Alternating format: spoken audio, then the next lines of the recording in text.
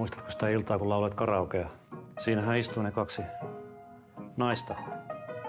Tapasin sen pienemmän myöhemmin. Mentiin melkein naimisiin. Miksi te menneet? Hukkasin puhelinnumeron. Miksi et kysy numerotiedustelusta? En tiedä nimeä. Se kieltämättä vähän haittaa.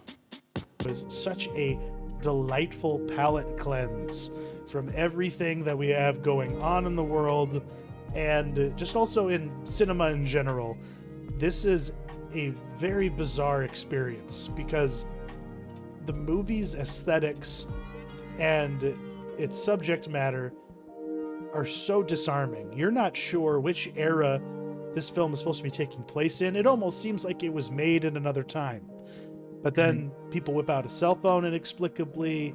You hear references to things like the Russia's invasion of the Ukraine on a like Cold War era radio, you know, during like a scene right out of Gian Dielman. And there's just something very, very like, I guess, admirable about its approach and how it lulled me in to this very simple, you know, like you could almost subtitle this movie "The Affair That Never Was," but that's part of like what made it so charming and so tragic.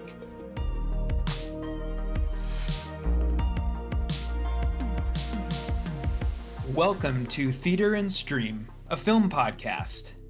I am Matt, and that is Chuck, and this is episode 36. It's a barren, wintry January out there in theaters, so we once again look to streaming to give up the goods.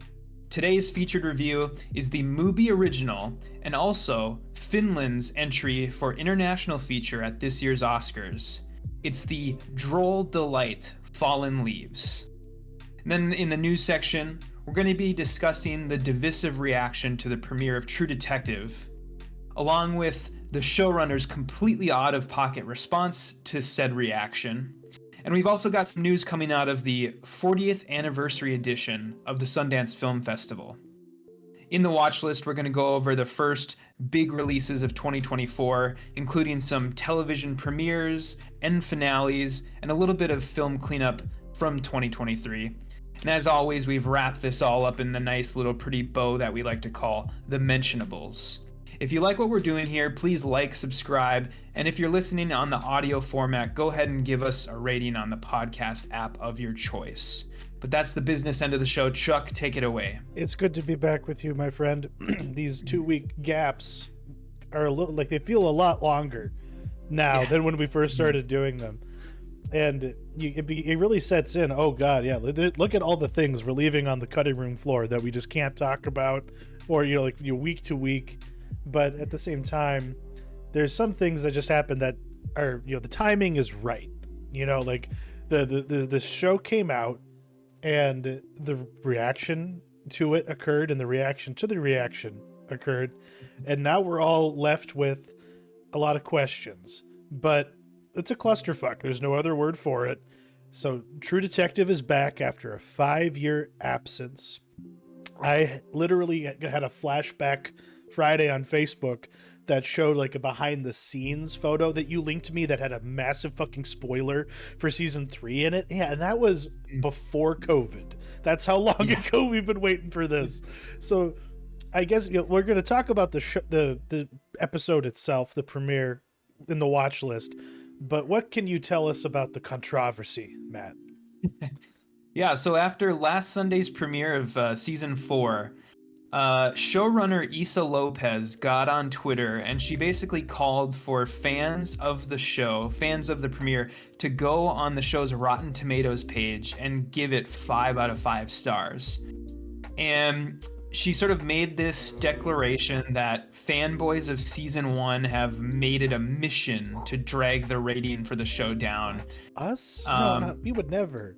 Yeah, it's so weird. And like, when you go and look at it, what she says happened doesn't really show. I don't know if the rating was a lot worse before, but if you go to Rotten Tomatoes right now, I literally looked this morning just to make sure that I had updated, facts. And the show is currently sitting at 70% positive rating on Rotten Tomatoes. So Pretty healthy. this really doesn't. Yeah, definitely. And I think that's exactly what the show deserves. And, we'll talk about that later. But basically, the thing, though, that is sort of weird is that despite that good rating, most users have rated the show either 1 or 5 stars. So, despite the rating, there is definitely some divisiveness there. But I don't know. The reason why I think this is worth talking about is I think that these people that do this so-called review bombing are pretty pathetic. But what I think is even more pathetic is like going online and being like, give my show better ratings. And so, yeah, I think that if there's anyone who's in the hot seat here, it's probably Issa Lopez, because she did delete the tweet eventually and then posted 2 follow-ups that basically were like, I shouldn't have said what I said, typical like Twitter apologizing type stuff. But yeah, what do you think of all this? It is indicative of the brain rot we're all afflicted with. What, honey? Yeah, I mean, it's like, oh man, it's just kind of the stuff that you see a lot nowadays with, I just kind of wonder if this is going to be like the status quo going forward. Like anything that comes out that's vaguely political to one side or the other is going to have this sort of news cycle where we do this every time. I don't know. But that's what I'm annoyed by. Like, what is political about this? Okay, yeah, you have a feminist lens brought to a very masculine show. I guess there are people who are brain rotted enough to like get butthurt about that. Like I definitely believe that maybe there were some people being like, I'm gonna vote this really low because I didn't like what the episode did. But yeah, the brain rot, it's like it's Ghostbusters 2016 syndrome.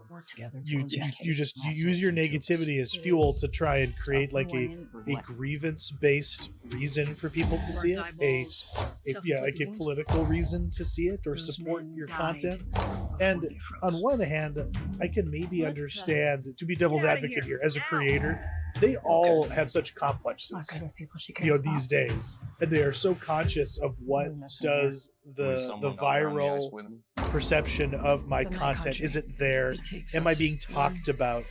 And I can understand like that impulse to white knight your show, to a degree, because so much of your life is riding on things outside of your control. You've made your art, but you might not make something ever again because people hate what you made. So you need to drum up some support somehow. Like there's something like cynically, I have to think that it's political in that way, and that she's harnessing the basilisk of outrage herself. It's like if she had just ignored it and just let her show like carry itself, that would be more admirable. Yeah, like she owns a lot for being so stupid that she pulls the trigger so like on immature responses like that. Because there's some valid critiques to make about this season. Does that make it irredeemable or not like worthy of being canon or whatever? That's a debate for another time. We're one episode in, people. We're also reactionary. That's what this boils down to. Everyone's just behaving predictably. Yeah, and kind of on the I totally agree with you there. Like there are times when people who work behind the camera or even in front of the camera, their pay structure literally like relies on like Metacritic scores and stuff like that. Like they do it in like the video game world all the time, where if you release a game that gets like above like an 80% on Metacritic, you get like, a bonus, basically like a monetary bonus. And so, who knows if they do that in the film industry, but there's a lot riding on this for someone like her who's only made one film previous to this. And so, yeah, very, very interesting. And I guess the one thing that, or I guess the next question is, is there a way to prevent something like this? Do you think it's even worth trying to prevent something like this? Do we just resign places like, the review section of Letterboxd, Rotten Tomatoes, the Metacritic? Do we just resign these places to like the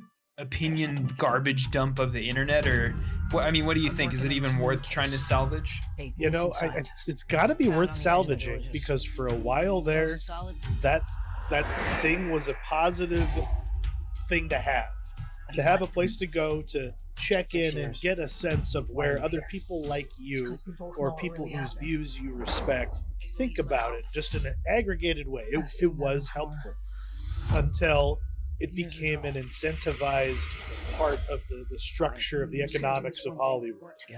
After it became a way for the consumers to better judge what's worth their time, and it became a way for Hollywood to cut people short or like give them unattainable goals, and that's part of the complex. Like in football, a lot of these massive contracts, or like even basketball, whatever it is, professional sports, if you're an athlete and you're given certain metrics you have to hit to be able to get that big payout that is like conditional and is really where a lot of your money can come from year to year, you want to be able to be sure you get 1,000 yards or get 10 touchdowns a season or make the playoffs. Like those are things that you can, it's not entirely all in your control, but it's a little easier if you just have to deliver on the field.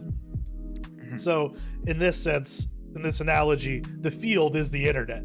And like the job isn't over. Like you have to hit your metrics, and it's on you to make sure that it happens. They don't want to have to spend the ad money to make sure that their Metacritic scores are higher or whatever it is. Like they don't want to invest the time in giving the thing an audience. They want what's the easiest thing we can point to with the least amount of effort, and if it means cracking the whip on a few creatives to hop on Twitter and create some controversy, that is what's going to happen till the end of time.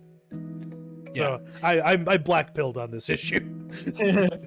Yeah, no, these places, I mean, they're never gonna go away. I mean, Rotten Tomatoes is literally owned by Warner Brothers and Universal, like jointly. So it's like, of course they want to use these things to their advantage. But yeah, I mean, there is a reason why that I've stopped using things like this, and for instance, anything that has to do with like some sort of community interaction, because if you take, for instance, like Letterboxd, the website and app, that's a very useful app as far as like using it to catalog the stuff you've seen and keep track of that stuff. But once you even dip a toe into like any sort of community interaction features on that, it's just like immediate stepping in shit, because there are like roving bands of like wrong think like power users on Letterboxd that will like go around and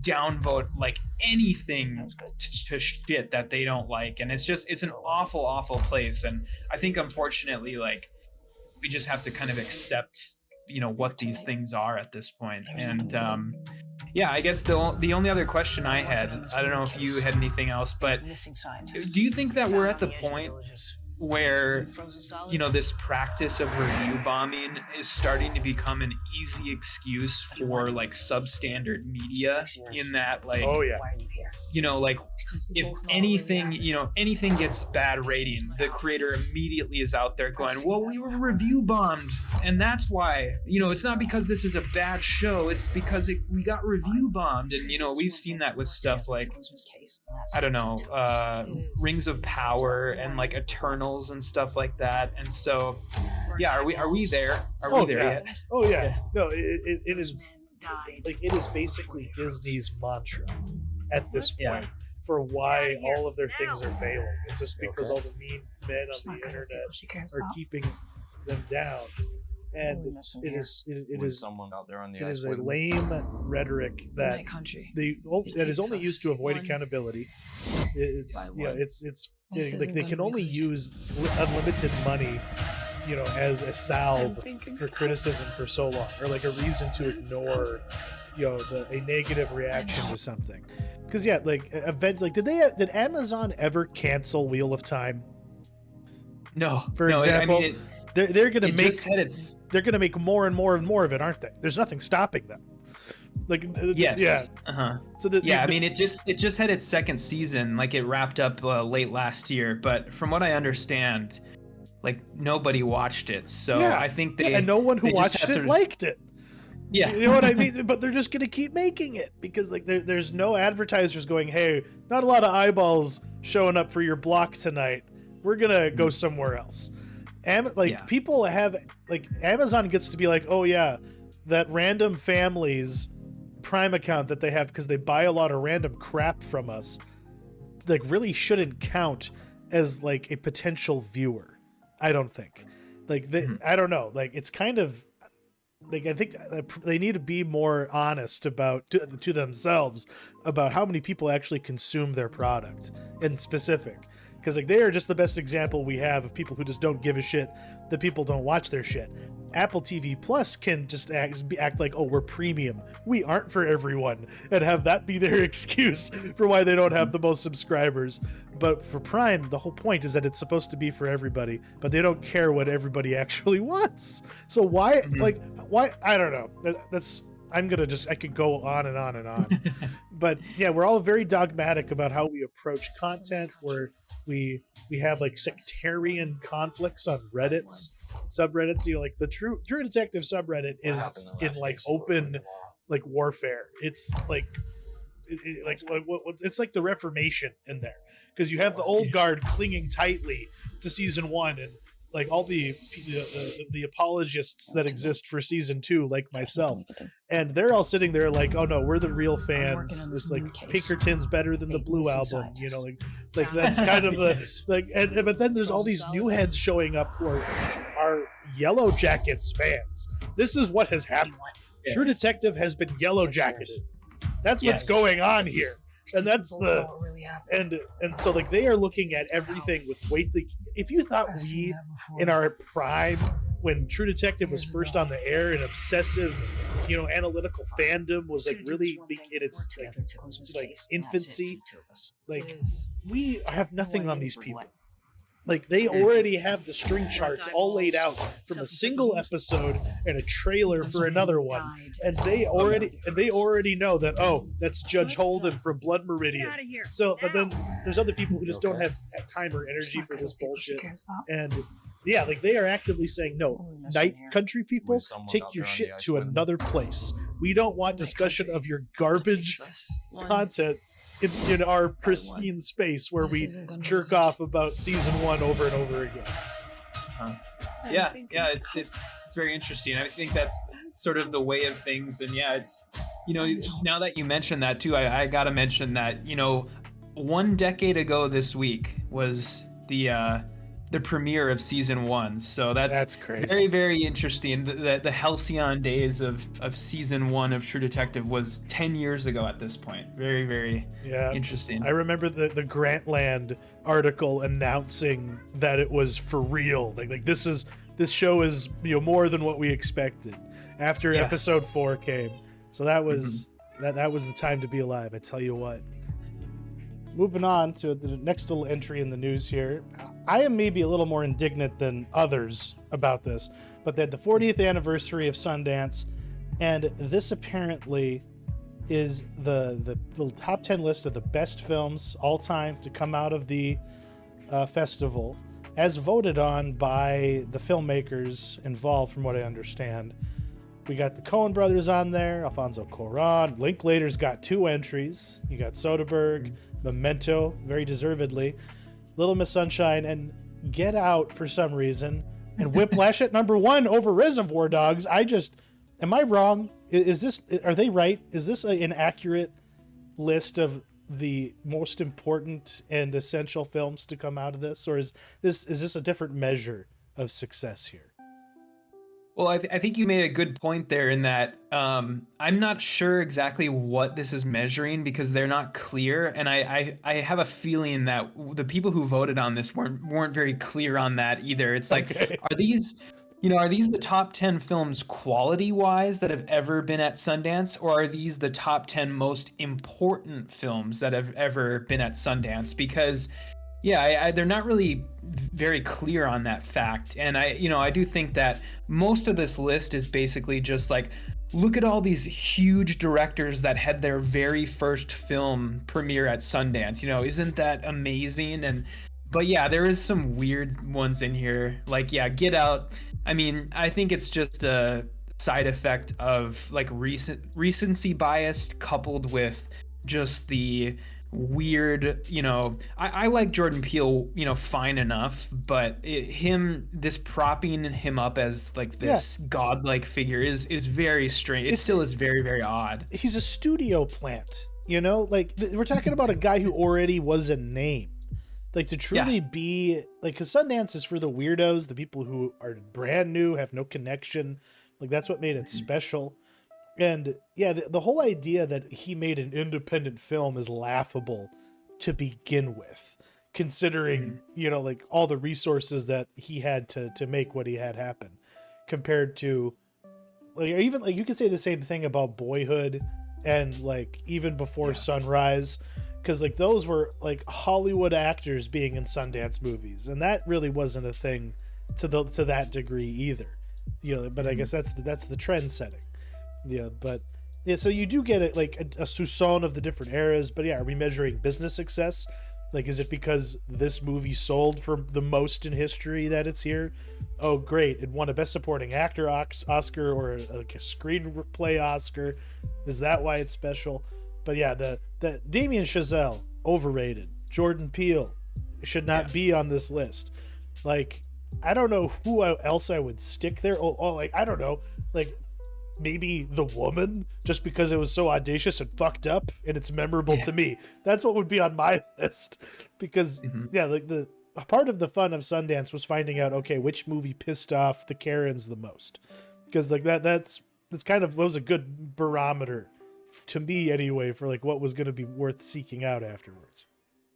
Oh, certainly, yeah. I mean, this Sundance, you know, used to be so like dangerous and controversial, and you know, now every year when it happens, for instance, right now because Sundance it just started, the internet gets flooded with, you know, these articles that basically are like, is Sundance still dangerous, or is Sundance still like the best place for new filmmakers? And I think the answer to that is pretty, you know, certainly no, because it's what it's, you know, evolved into, just because it's so, I mean, it's so prohibitively expensive to even go to Sundance, but it's pretty much become a meat market for film studios where they, you know, they bid on, you know, $20 million on, you know, films that are going to be their, you know, their next big streaming release in fall 2024, basically. And so that's all it's really become at this point. And yeah, to speak a second about the Damien Chazelle at number 1, I think that's probably just a case of so many, I don't know what algorithm they use to weight all this list, but I think that's probably a case of so many people put Damien Chazelle at like number 2 or number 3 that it just got bumped up to number 1, because I think it's almost impossible to not put Reservoir Dogs in that number 1 spot. Exactly. And it's because that film was so, you know, it was such an important part of Sundance Film Festival that year, I don't see this list not having that at number 1, honestly. You know, it is what it is. It's like it's all nonsense. It's not like it's official, even though it's got their seal of approval on it. But yeah, the time has come for new festivals to rise up and really be the bastion for new content in proper independent filmmaking, if it's allowed to exist anymore. But based on the model we have now, this is how we get things. We get Amazon Studios bringing a movie based on a book, light sci-fi, lo-fi sci-fi, mostly about ideas, you know, around potential futures and the, you know, present day concerns. But, you know, does it actually give you a movie worth watching and characters worth caring about? Yes and no. It's a pretty like steamy and sweaty affair because the planet's like boiling itself. but we live in a society where we can grow canola that only needs to be watered 3 times a year before you harvest it or something like that. Like, everything is moved beyond people. That's driven in. And there's just this, like, the planet is dying, and this marriage between Paul Mescal and Saoirse Ronan is also withering away, along with the farm that they're living on, which is very antiquated. Most people don't live on farms because we don't need them to grow food. We don't need people to grow food. So what kind of an existence do these people really have? And then they're given an offer that they basically can't refuse, which is that the husband is going to be recruited to basically be a case study to see if humanity can survive in low Earth orbit, and to have a robotic AI human counterpart of him remain on Earth so that his wife doesn't get too lonely. So it's about them grappling with the will they or won't they of this plan, and like what they feel about each other and what it says about their relationship. And the ending is fucking great, and it redeems the movie because it's pretty dull. And while it does get pretty like erotic and charged at times, it's mostly just 2 actors being really dirty and sweaty in a old farmhouse. But then the ending, they kind of reveal what's actually, there's a twist. I'll spoil that much, but it was effective and I appreciated it a great deal. And I don't want to spoil it beyond that, but this is worth a watch. I'll have to say it was unexpected, and I was really challenged by it, but pleased ultimately with the experience. Yeah, I haven't seen this. I haven't seen Foe, but this was one of those movies that I thought was going to be like a sure bet, like we were going to be talking about this movie come, awards season, but it doesn't seem to have really caught on. And no. I mean, what do you think is behind that? Do you think just because of how like slow it is, or what do you think's behind that? Very slow, very simple. Okay. While it is a high concept movie, its high concept is very subtle and mostly just in your head versus on screen, if that makes sense. It's not until the ending that the significance of like the like what you've seen is driven home.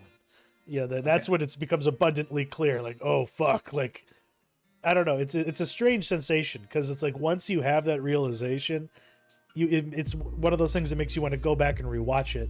But it's challenging because so little happens. It's not quite as bad as the, in that risk, not bad, but it's not quite as egregious in that respect as like Fallen Leaves is, where it's just so dry and perfunctory about everything. But yeah, it's just a lot of people talking very slowly to each other and intensely at times. But I can understand why it didn't quite have the momentum of another Paul Mescal movie like After Sun or something like that. Sure. Yeah, I gotta watch this now. You said it's on Prime, right? It is, yeah. Okay. And you watched something on public broadcasting, of all places. We don't usually hype them up, but here, they delivered something for us. Yeah, so if people don't know, PBS has this really great program called Independent Lens, where they basically put documentaries and certain independent films on their website or on their app for like a certain amount of time. And this month's selection was the documentary Beyond Utopia.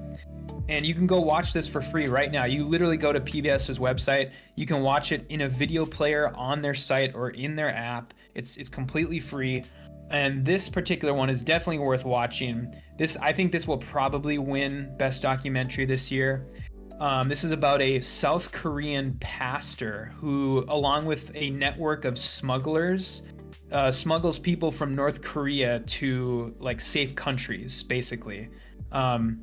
And this, because it's so like the DMZ between South Korea and North Korea is so heavily patrolled, like the way that they take is crazy. Like they have to go through like the snow-capped mountains of China and then all the way south Vietnam, and then Laos, and then finally to Thailand, because Thailand is like the safe country, basically, where once they get to Thailand, they are safe. And the doc follows two separate families who are attempting to make this journey to escape North Korea. And I will warn you that one of them does not make it. And so yeah, just know that going in, that one of these groups does not make it, and this is it's incredibly hard to watch, like very, very dire circumstances. But it's at the same time, it's completely riveting, because this documentary filmmaker, her name's Madeline Gavin, she is with the family the entire way. And so if they get caught, if she gets caught, it's like you're immediately getting sent to North Korea to work in the gulag for the rest of your life. And so it is nuts. And yeah, the footage she got is incredible. The footage they get from inside North Korea is really great too, like that they smuggled out, just of how dire things are there. It's we don't get a lot of footage out of North Korea because it's so hard to smuggle out. And so yeah, incredible doc. Yeah, go watch it. Especially it's fucking free. Like, yeah. Go and watch it. I'm definitely gonna do that. I had forgotten that this was a thing, because I remember seeing a trailer for it a while ago. Well, those are batteries. You should throw those in the garbage, sweetie. Old batteries. Had to cannibalize one remote to get another remote working. Yeah. So I could put the movie on that she's not watching. But that's what quaint little problems compared to the poor people in North Korea. I also took some time to watch understand, this was a chopped up viewing. This was 10 minutes here, 10 minutes there, but I finished it. And it's our boy, what is it, Jack? Is it Jack Johnson? Jake Johnson. Jake. Yeah. This is his COVID movie. Back in 2020, when he had nothing else to do, he wrote this script, and it's a neat little concept where this guy is basically selected to take part as the target of this like worldwide real-time like dangerous game reality show for the elites on the dark web. What, honey? You're balancing. Okay. and so it's a Lonely Island type vibe, there's lots of great celebrity cameos, and the premise is that they can only kill him if he's alone. So as long as he's able to keep somebody by him, they can't attempt to kill him. And he doesn't know who around him is, like out to get him, who's just a regular person. And, and it's all about just like wearing out your welcome with your friends. You know what I mean? And like your friends and family, because like you're insisting that, like in this scene where it's like, hey buddy, I have to be in the room with you. If you get up to go to the bathroom, I have to come with, like that kind of a thing. And it gets really absurd, but it stays, I guess, like true to itself. It doesn't try to overdo it. And ultimately, I was okay with it, but I think it would be better served if I had been able to watch it all the way through without interruption. So it's basically using like these high concept, ideas to comment on something as, like every day as, maybe wearing out your welcome, with family or friends or whatever. Yeah, and just like feeling like the need for human connection, and just how like kind of like stunted some people are because they aren't able to, like get enough human contact, that kind of thing. And we're back. We have a magically appearing baby. We have a toddler who's being very talkative. And I wasn't able to finish watching For All Mankind, Matt. So with light spoilers, were you happy with how the latest season concluded? Yeah, I was. This season basically boiled down to like, working class uprising in space. I think it's pretty obvious that the show had a reduced budget this season compared to previous seasons. There's a lot less actual space stuff and a lot more, indoor hallways and corridors that are clearly sets. And, the show, the show literally in its like final episodes had a literal like Chekhov's gun. I don't know if do you remember the gun being buried from last season? I do, yeah. Okay, so that comes into play in like the final episodes, and yeah, it's kind of I don't know. It's clear that they were setting that up from a long time ago, but yeah, once all the chess pieces were in place, I liked that the final episodes of this season basically became an espionage mission. And, you know, you still get all of the great Ed stuff and you still get all of the great Danny stuff. But the character that really grew on me this season was Dev. I don't know if, have you seen up into the show, the scene that Dev had with his mom before he leaves Earth? Did you see that scene? I believe I did, yeah. Yeah.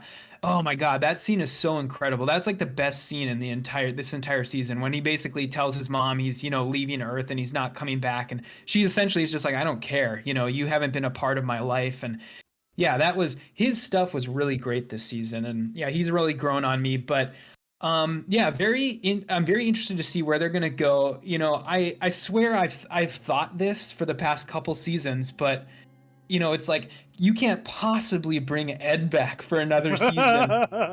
But then they find a way to always bring him back. So I mean, we'll see what happens with the new season, because they do you know, they do the thing at the very end that they do in every season where they show you the flash forward, and I won't spoil it, but I will say that it takes place in 2003. Okay, so it's not too insane of a time jump.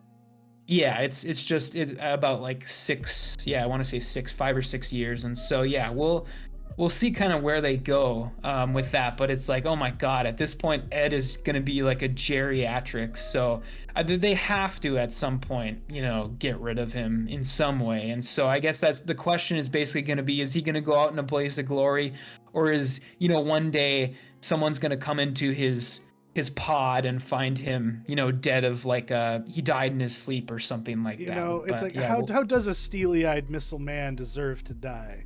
You know, like who was it? Was it Deke Slayton in like earlier in the show who gets to die a fucking hero's death in space? Yeah. You know, like then that's what Ed Baldwin's been chasing his whole life. That's why he keeps strapping himself to fucking rockets and stuff like that.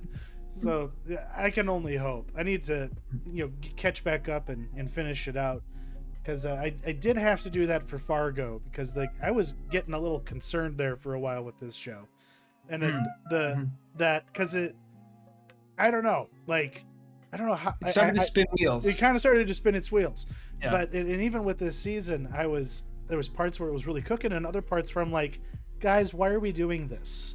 You know, like are we really like are we really gonna have this much, you know, high strangeness going on without it really connecting back to anything?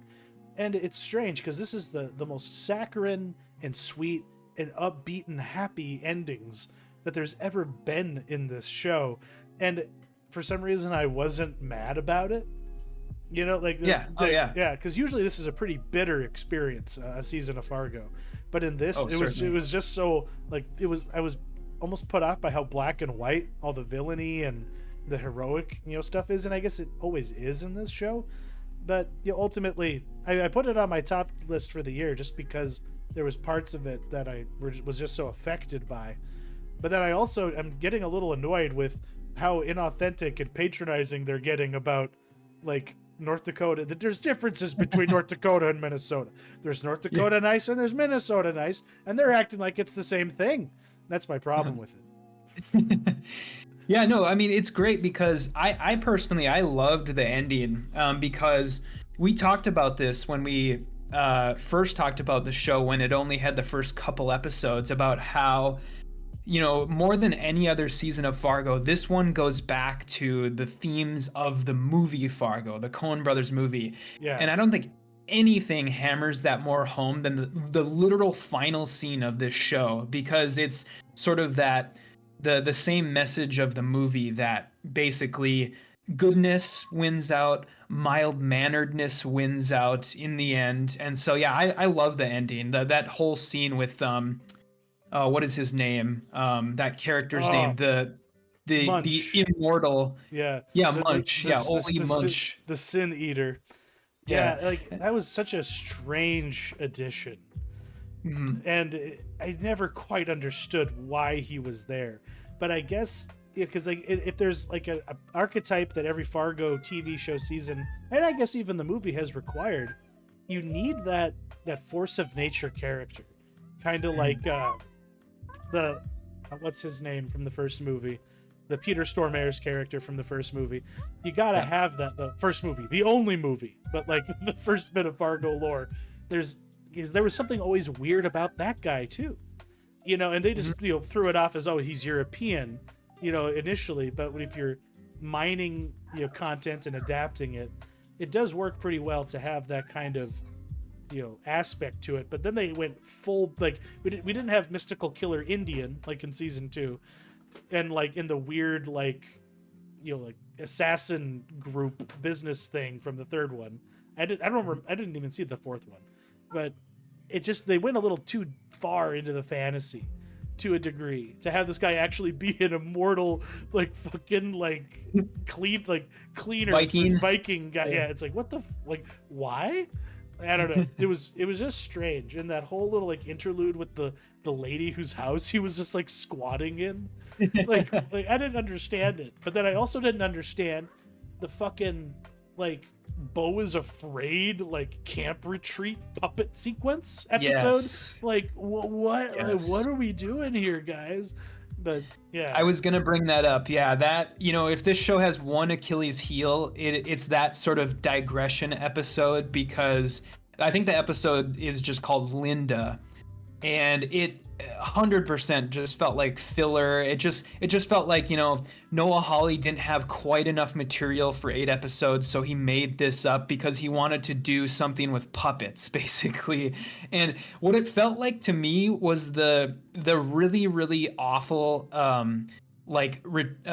cult scenes in season 2 of Yellow Jackets.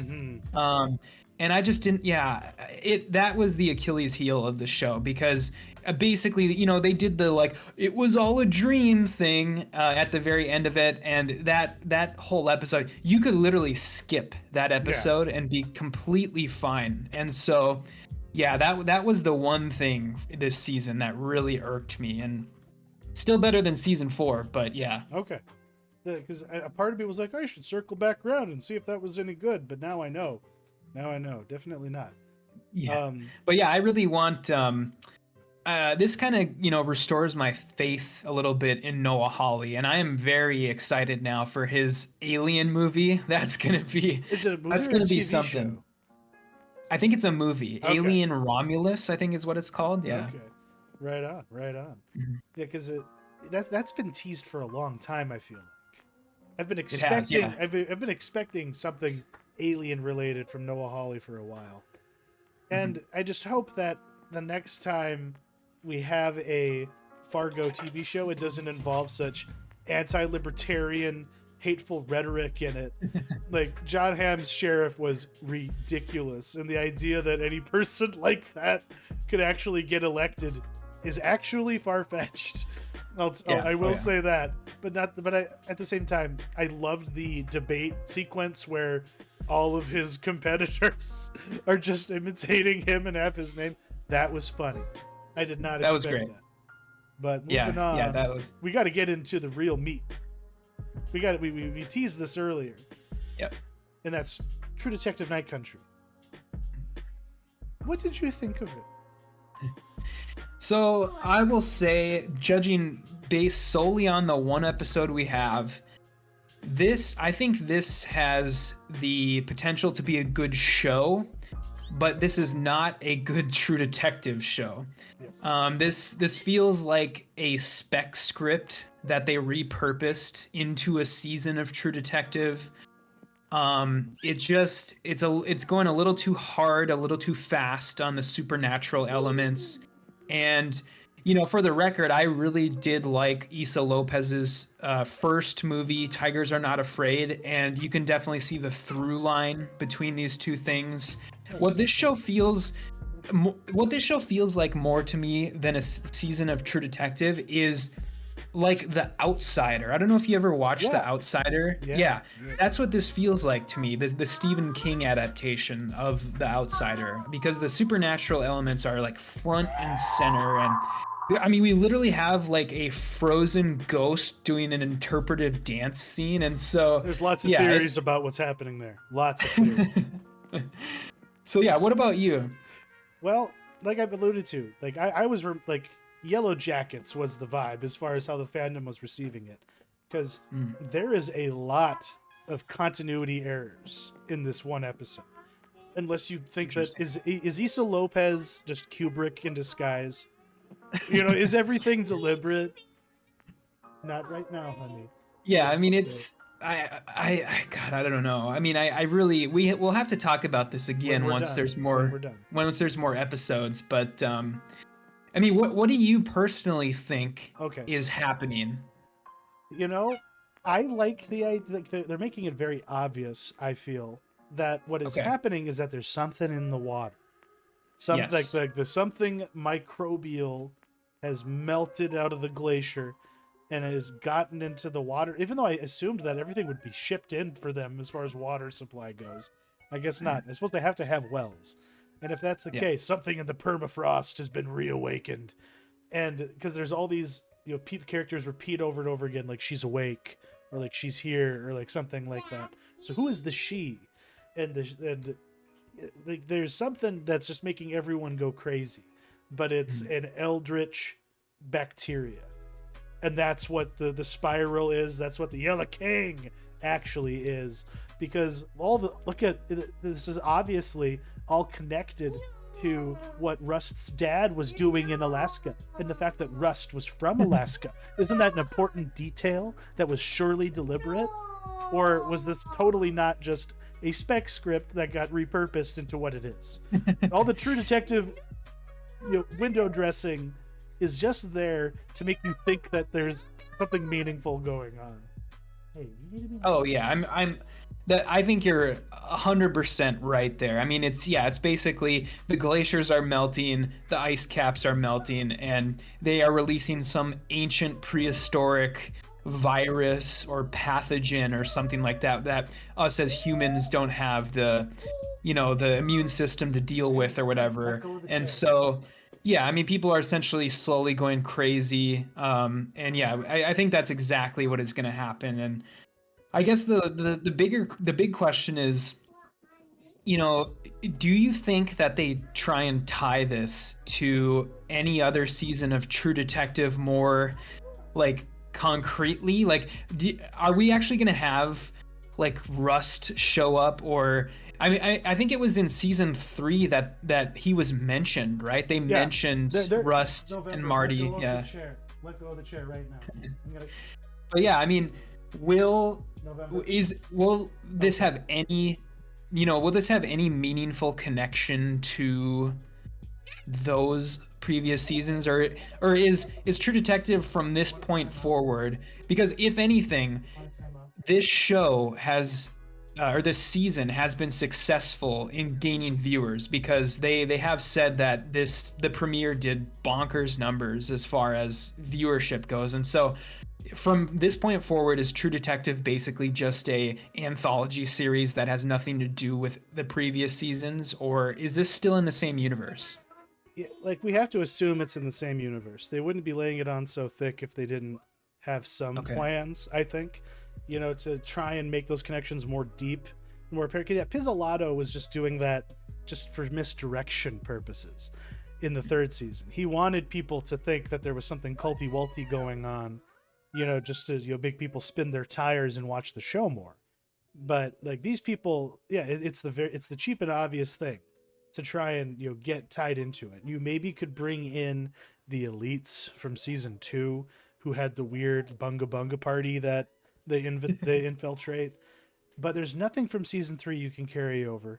All you can carry over is the yellow sign, the spiral, and the possibility that this somehow circles back to the cosmicism of the 1st season, which you could chalk up to just being acid still draining its way through Rust's spinal column, like that kind of thing, like residual hallucinations from all of his drug use.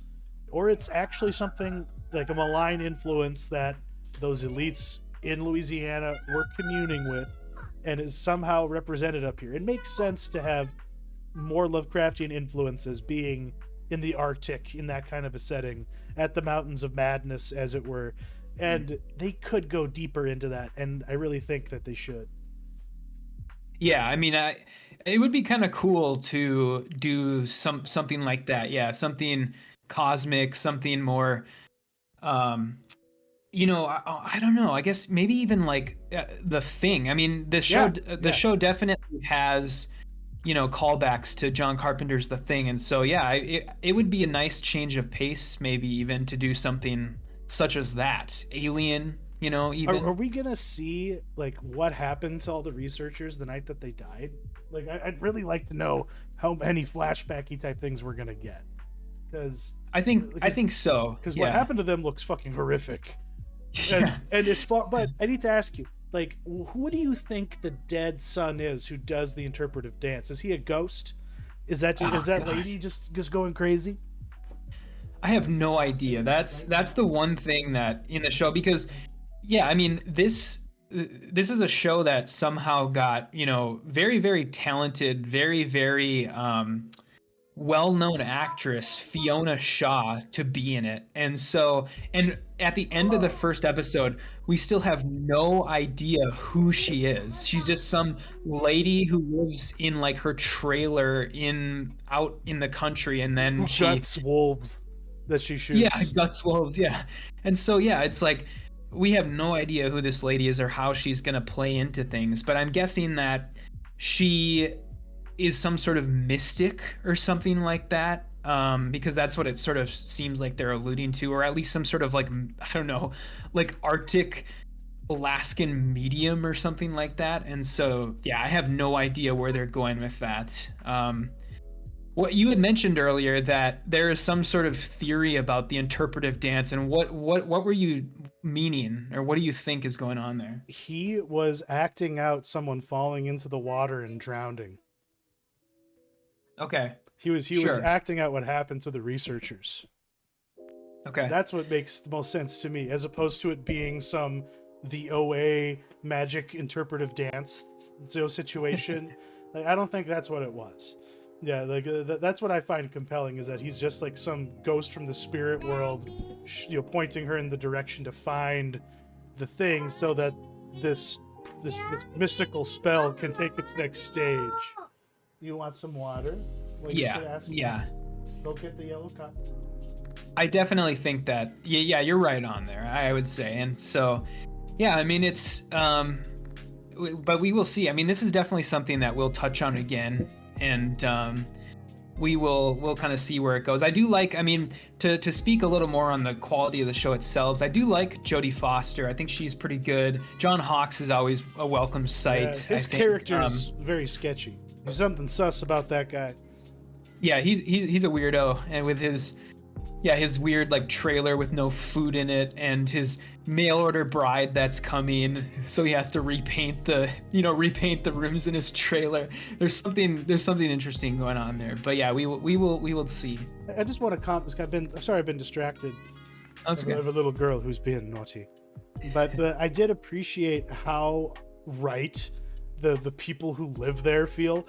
Like when the Jodie Foster and her, you know, adopted daughter, or her I don't know what that character is supposed to be, when they get into that near accident and that drunk lady's like moaning in the street, just going, "I'm sorry, my child won't talk to me," and then someone just opens up their trailer window and yells, "Is that Brenda Samuelson again? God fucking damn it!" And it's like, because that's what it's like. It's like you're all just living in this inhospitable place, and you only have each other, and you all can't stand each other because you all know everyone's bullshit and all the crap that they're dealing with, because it all just happens out in the open. There's nothing to hide behind. So yeah, it's hard to have secrets in a town like that, but I think we're going to find that there's a lot of secrets in this town related to that mine. I think the mine itself could be releasing the Eldritch influence, but I'm sure it's going to wind up not being as cool, you know, when we get down to it. They're not going to be awesome and actually have it be a squid from another dimension trying to make this happen. It's just going to be capitalism and the patriarchy. That's my cynical prediction. Or global warming. Or yeah. global warming. Yeah, but aren't they all the same thing? They're all the same thing, Matt. But that's why the main event review for today was such a delightful palate cleanse from everything that we have going on in the world and just also in cinema in general.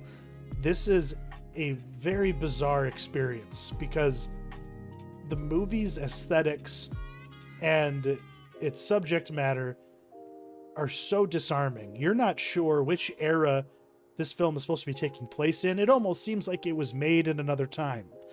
But then people whip out a cell phone inexplicably.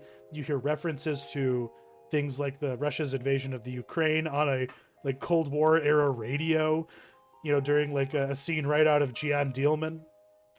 And there's just something very, very like, I guess, admirable about its approach and how it lulled me in to this very simple, you know, like you could almost subtitle this movie "The Affair That Never Was," but that's part of like what made it so charming and so tragic, and you know, it's just about these two, you know, very lost souls stuck in the endless present that we all live in, and I think that's what this movie more than anything is about.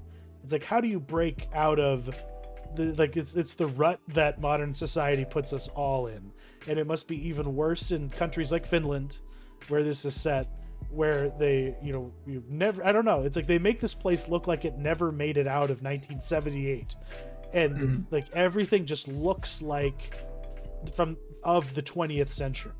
So it's like, how do you live in the 21st century when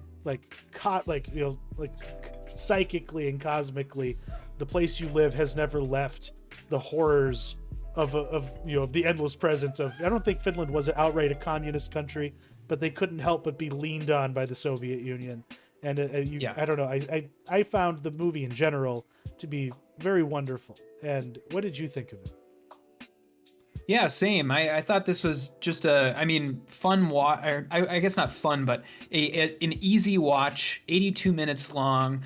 I think Finland as a country has landed on the top spot on like the happiest countries in the world, like surveys, like multiple times. And this film sort of seeks to challenge that notion because this is basically, a droll, delightful, like Scandinavian depression core is what I call it. And it's very interesting. Yeah. It's just like touching on loneliness. But the most interesting thing about it is a lot of times when you are talking about a subject like that in modern times, it always relies on our relationships with like technology, as in like, haven't cell phones made us lonelier than ever, and haven't like social media made us more distanced than ever? But this film is talking about that subject in modern times, and it doesn't touch on computers or cell phones or technology one time. And so I think it is very unique in that aspect, in that it doesn't rely on doing that. And I really like the whole vibe of it. It reminded me a lot. It's a marginally surreal world. It reminded me a lot of Twin Peaks.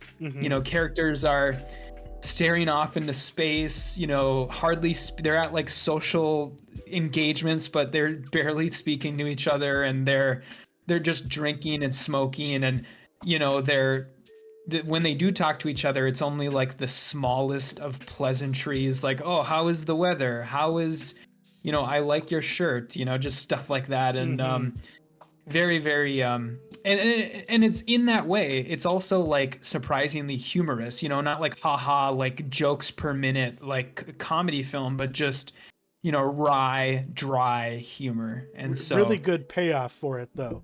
There's like great setup for some of those like little moments of levity that it has. And I also like really enjoyed there's the karaoke scenes, but in general, but just that musical interlude was right out of Twin Peaks: The Return. Just like like you pointed out, like all the people standing and just like at the bar, just staring off, listening to the music, and like, and the camera's just in the room with them, as like they just are having their night out. This is the most interesting thing that they have going for them, is this little gathering. And I also loved how every single thing they were drinking was just a clear bottle. There wasn't like labels or anything. Like it was it was very disarming to see like no like advertising. Like everything is so spare, and there's no branding on anything either. But when they go to the movie theater though, like, and I say Bill Murray of all people killing a zombie, I didn't even know that movie existed. So like I instantly like my first thought was, did they shoot this just for this? I thought that would have been pretty neat. But like that whole theater sequence was interesting, especially when they walk out of it. Like, what did you make of the conversation between those two cinephiles? Yeah, that was hilarious. Yeah, how they're they just walk out, and then the one guy's like, "Oh, what'd you think of the movie?" And he's like, "Oh, it reminded me of this movie." And then the other guy's like, "It reminded me of this movie." And then they leave without saying goodbye. They just turn away from each other and walk away. And those two hilarious. Movies they brought up were just so fucking like unalike too. It's just like, what are you talking about, guys? Yeah, I don't know if it's some sort of commentary on like film criticism, like, one person thinks something completely opposite of the other because they're both trying to like bullshit each other, or they're both trying to like out cinephile each other. There must be some sort of commentary there. But yeah, that was very interesting. The whole theater thing is, I mean, as you said earlier, it's impossible to place, the era of this film because, you have clothing from like the 90s and like architecture and like furniture from like the 80s, but everyone has like a flip phone. And then there are certain scenes where there's like the scene where the main guy walks into a flower shop to buy flowers, and you can see in the reflection of the window a like current year Audi car parked in the street.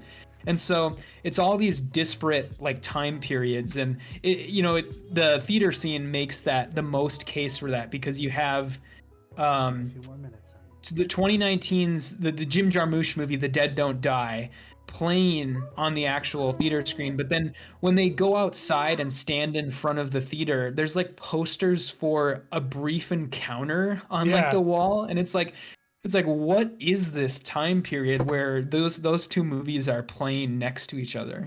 Or maybe the theater just never took that poster down, like I don't know, or they're just like an art house, they can do whatever the fuck they want. I don't know. There's a lot of different explanations, but it all was very effective. Yeah, Aki Kaurismäki, I need to get into more of his stuff. He made a new fan.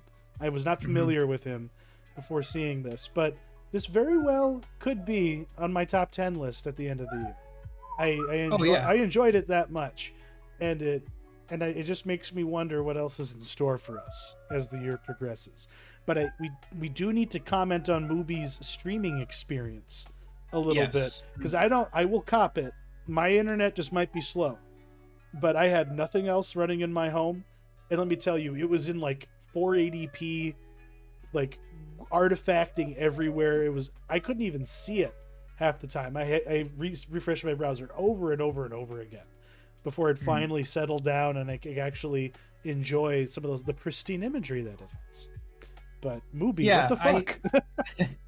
Yeah, I mean, if people aren't familiar with Mubi, I mean, it is a pretty small streaming service, but they are like Criterion Collection. They are a service that tries to pride themselves on like quality, the presentation of the film. And I will say, for my part, the thing that I thought sucked were the subtitles, because for me anyways, I was watching on the Mubi app on my LG smart TV, and I don't know if it makes a difference at all, but the subtitles were sometimes way too literal of like a translation, where the English didn't really make sense. And sometimes there was really, really like weird, pointless, like capitalization of certain words. But I think the worst thing for me was sometimes the subtitles literally appeared for like less than a second, where it would pop up and then it would immediately go away. And so I don't know. I feel like this is one of their biggest, or this is going to be one of their biggest releases of the year for movie, because this is on the short list for best international feature at the Oscars. And so you would think they would put a little bit more care into that. And I would just kind of, hopefully they get the word and they go back and maybe redo the subtitles or rework them in some way. But yeah, it was pretty bad. And that's like a part of me initially was thinking, oh, this like, because localization can either be, bad due to like laziness or bad on purpose. It might be for effect that the English subs are bad in certain circumstances. I could see a filmmaker being deliberate about that, maybe, but sure. Yeah, but in this instance, no, like it required a little bit more effort, in the localization, especially when you're trying to make this thing more aware to American audiences, with the Oscars on the horizon. You'd think that they'd want more of a push to make sure that Academy voters knew about it. And they're doing themselves no favors, because otherwise, fantastic movie. And yeah, great movie. And the one last thing I wanted to touch on just real quick is there are, I guess this is technically a 2024 release, I think, but there in the last year there have been two notable pieces of entertainment that have come out of Finland. This and then the video game Alan Wake 2. And I would encourage anyone, like, I don't know what like the weird like circle graph is that shows the overlap between people who would be interested in that video game and this movie, but if you for some reason are, go and play that game and then watch this movie, because they share such a weird Finnish sensibility, and even though they're so such completely different things, products or pieces of entertainment. And then I will say that the guy who plays the drug dealer, like restaurant owner who gets arrested, that guy is the same actor who plays Ahti the janitor from both Alan Wake and the video game Control. And so he's really, really great, and so very, very well-known Finnish actor. Is Remedy a Finnish developer? Yeah. Did not know I think that. so. Interesting. Or they have a office in Finland. I think they have multiple offices in the world in different places, but I think they have an office. I mean, all their talent is based out of Finland, because that's where Sam Lake is Finnish, and that's where he is based out of. So I did not know that. Oh yeah. Well, that's interesting. But yeah, that is something I really noticed, is there is some sort of weird Finnish like aesthetic that is sort of materializing before us, just like when Yorgos Lanthimos created a sort of Greek aesthetic, a new Greek aesthetic, and I think we're starting to get that with Finland. And I'm really curious to see how movies that come out of that country now sort of fit themselves into that mold. Absolutely. Hopefully more people get an opportunity from that neck of the woods, because they got something going on. Yeah. But speaking of something going on, we got some mentionables. You got a new comic book recommendation for us. Yeah, so this is a comic I never thought I would mention on this podcast. This is Cobra Commander issue number 1, which just came out last week. This is written by Josh Williamson with art by Andrea Milana.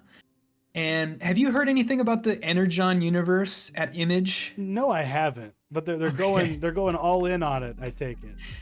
They are, yeah. This is sort of Robert Kirkman's new pet project, where as Robert Kirkman is all about like stunt, doing like stunt things with comics, like he's the guy who didn't announce the last issue of Walking Dead until it was literally on, the shelves, and he likes doing this stunty weird stuff. And last year he created a comic called Void Rivals. I don't know if you heard of that, but it was basically a secret Transformers project, basically. Interesting. And people didn't know about that until the comic was literally on the shelves. And so now what has spun out of that is basically the Energon universe, which is basically a shared universe between Transformers and G.I. Joe. Okay.